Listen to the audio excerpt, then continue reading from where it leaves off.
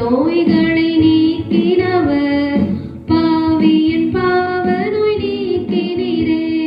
பாரில் எனக்கு வேறென்ன வேண்டும், உயிருள்ளவரின் புகழ் பாட வேண்டும். பாரில் எனக்கு வேறென்ன வேண்டும், உயிருள்ளவரின் புகழ் பாட வேண்டும். தூயாதே தூயவரே, உமது புகழை நான் பாடுவேன்.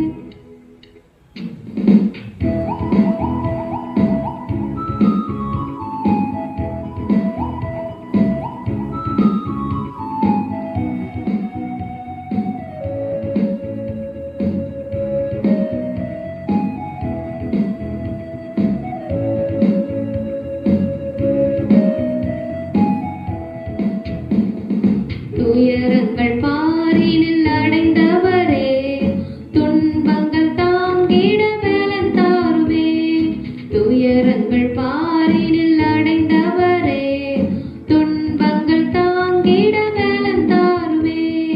பாரில் எனக்கு வேறென்ன வேண்டும், உயிருள்ளவரின் புகழ் பாட வேண்டும். பாரில் எனக்கு வேறென்ன வேண்டும், உயிருள்ளவரின் புகழ் பாட வேண்டும். தூயாதே தூயவரே, உமது புகழை நான் பாடுவேன். தூயாதே தூயவரே, உமது புகழை நான் பாடுவேன். ஆண்டவராகிய இயேசு கிறிஸ்துவின் ஈடு இணையற்ற திருநாமத்திலே உங்கள் யாவருக்கும் என் அன்பின் நல்வாழ்த்துக்களை இந்த காலை வேளையிலே நான் தெரிவித்துக் கொள்கின்றேன். எனக்கு அருமையான தேவ ஜனமே, இந்த சுறுசுறுப்பான வேளையிலே இந்த நேரத்திலே இன்றைக்கு கர்த்தருடைய வார்த்தையை ஒரு 5 நிமிடம் தியானிப்போம். கர்த்தர் உங்களோடு கூட பேசுவாராக. இந்த நாள் தியானத்திற்காய் தெரிந்து கொண்டதான வேதவசனம், ஈசாக்கு அந்த தேசத்தில் விதை விதைத்தான்.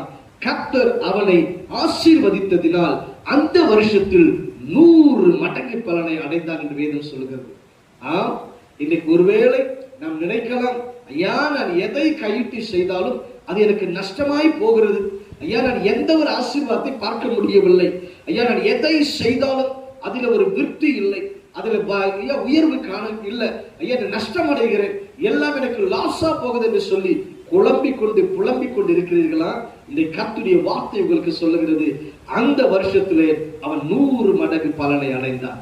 ஆம், எனக்கு அருமையான தேவ ஜனமே, நீங்கள் தேவனுடைய பலனை ஆசீர்வாதத்தை காணாமல் இருப்பீர்களால் இன்றைக்கு கர்த்தருடைய வார்த்தை உங்கள் நோக்கி வருகிறது. 100 மடங்கு பலனை நீங்கள் எதை செய்கிறீர்களோ அந்த காரியங்களை கர்த்தர் வாய்க்க பண்ணுகிறார். ஆதியாகமம் 39வது அதிகாரம் 2ஆம் வசனமும் 3ஆம் வசனமும் நாம் வாசித்து பார்ப்போமானால் அங்கு வசனம் இப்படியாய் சொல்கிறது, அவன் செய்கிற யாவையும் கர்த்தர் வாய்க்க பண்ணினார். ஆம், எனக்கு அருமையான தேவ ஜனமே, இந்த யோசேப்பு எதை செய்தானோ அதையெல்லாம் கர்த்தர் வாய்க்க பண்ணினாராம். இந்த நாளிலே எனக்கு அருமையான தேவ ஜனமே, நீங்கள் எதை செய்கிறீர்களோ அதை கர்த்தர் வாய்க்க பண்ணுவார். கர்த்தருடைய கரம் குளோடு கூட இருக்கும். எனக்கு அருமையான தேவ ஜனமே, நீ ஒன்றை குறித்து கவலைப்படாதே.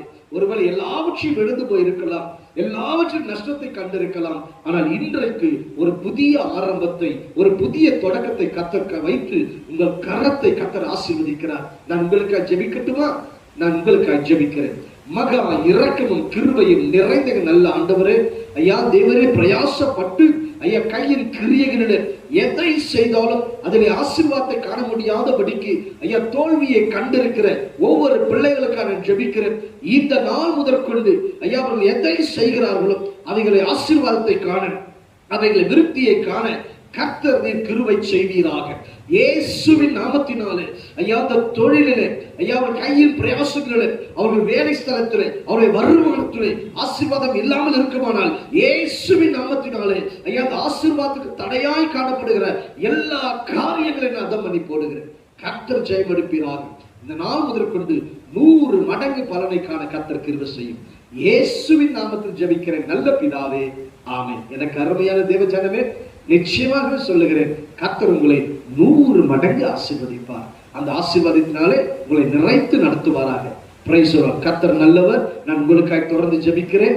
உங்களுக்கு எங்களோடு கூட ஜெபிக்க வேண்டும் என்று விரும்புகிறவர்கள் கீழே திரையிலே காண்கிற எண்ணுக்கு தொடர்பு கொள்ளுங்கள்.